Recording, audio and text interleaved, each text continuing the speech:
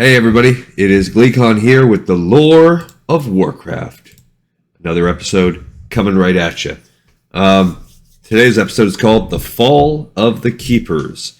In our last episode, we had Helia continuing sort of what's a dark period on Azeroth and Northrend specifically.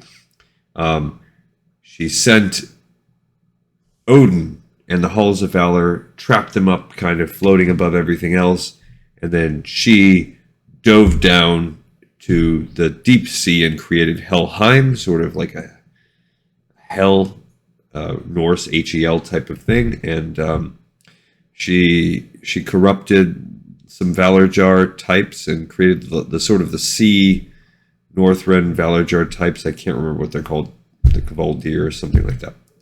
All right, and now I guess we're going to see the Keepers themselves fall. Yikes. Here we go.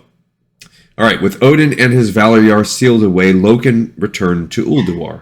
He believed he now had ample time to orchestrate the downfall of the other Keepers. Yet he soon discovered a new threat to his plans. Mimiron had begun investigating strange anomalies in Loken's new Titan Forged. The brilliant Keeper suspected that some malfunction within the Forge of Wills was to blame for the impurities he had observed. Before he could pursue his theory, Loken sabotaged the Keeper's workshop, killing Mimiron in what appeared to be a tragic accident. Mimiron, however, was not completely dead. Mimiron's faithful mechanomes discovered that their master's spirit lived on. They scrambled to build a giant, mechanized body to house the Keeper's fading soul. This heroic act saved Mimiron, but he was never the same again. His brush with death had broken his mind. He secluded himself in Ulduar's vast workshop, spending his days lost in the inner workings of his clockwork inventions. Knowing Mimiron's fate would raise suspicions among the other Keepers, Loken dispatched his army to neutralize his remaining brethren. First, Loken confronted Freya at her verdant domain within the storm peaks of the Temple of Life. Battle raged between the two Keepers and their followers, sundering the temple and bleeding its precious life energies dry.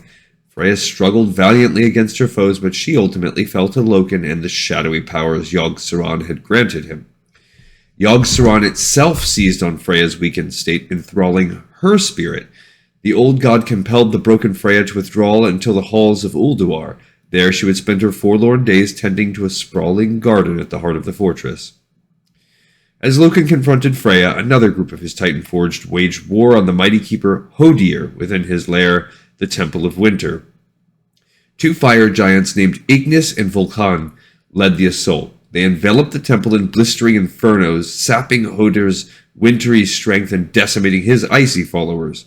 Loken later arrived to subdue Hodir directly, a task he completed with ease.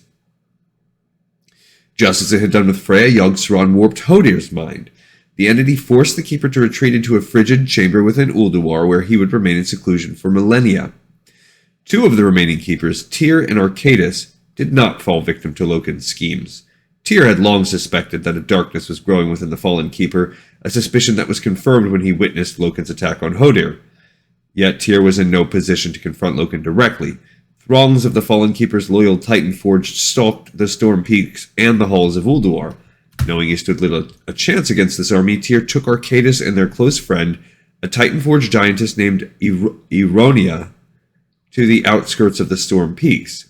Among the icy cliffs, they waited and watched Loken's schemes unfold, planning their next move. Loken dispatched his forces to hunt down Tyr and his companions. These Titan Forged scoured the mountains and caves of the storm peaks, but they never found their prey. Believing that Tyr and his allies had fled the region, Loken asserted sole dominion over Ulduar.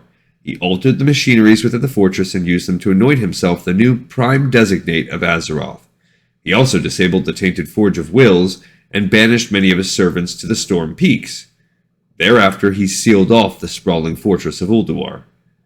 Loken languished in regret within Ulduar's silent halls. Despite everything he had accomplished, he was ever fearful that the Pantheon or their appointed watcher Algalon would one day return to Azeroth. If that happened, they would discover Loken's horrific crimes and punish him. But in truth, the greatest threat was right beneath Loken's feet. No longer under the watchful eyes of Ulduar's jailers, Yogg-Saron began to stir, working to free itself from its impregnable prison. Dark days in Azeroth. So, we had already, the last one in the fall of two episodes ago when we saw the fall of Loken and how he ended up killing Thorim and Sif, and how he started to go crazy. And then we have Odin now being banished, and things are looking really bad. So now basically in this is almost like a backstory. I really want to play the Ulduar dungeon again. I'm probably going to do it soon on my own, just for fun, just with a high level character, just to run through and see some of the story. But in our Let's Plays, when we get to that expansion, we will definitely be able to touch back. We'll have had the whole backstory, because this is like, hey, you know that Ulduar dungeon and the Halls of Valor and all those basically Storm Peaks dungeons? Yeah, those are. This is why this is the way it is. So in that sense, it's hyper focused on one realm. However, we know that Tyr spreads to Kalimdor. We know he's a big player there. We also know that Yogg-Saron and the Old Gods, they're going to have a big influence on essentially everything. I really wasn't aware that it was really all about them. They're behind everything. And in bigger picture, in terms of our storyline, like most of the keepers are gone now. Like they said, we have a couple keepers, Tyr and Arcadius. That's about, and they got a couple little allies. That's about it. They're in hiding. But yeah, I'm looking forward to playing that dungeon and seeing Freya locked away, and the other one, the ice guy, locked away too, Hodir. Also, I recognized this when I was looking at the last episode. I called Stormheim and Storm Peaks both Storm Peaks. I think Legion is Stormheim. So I left it in there. Didn't go back and refilm that part, but I was ashamed. All right, guys. I'm assuming things are going to continue to get darker, because now they're basically foreboding, like, hey, foreshadowing that Yogg-Saron's really even more eviler, and more eviler things are going to happen. That'll probably be happening in our next episode. Thanks for coming along with me on this ride. I really appreciate your time, as always, and I look forward to seeing you on the next Lore of Warcraft episode. Goodbye, everybody. See ya.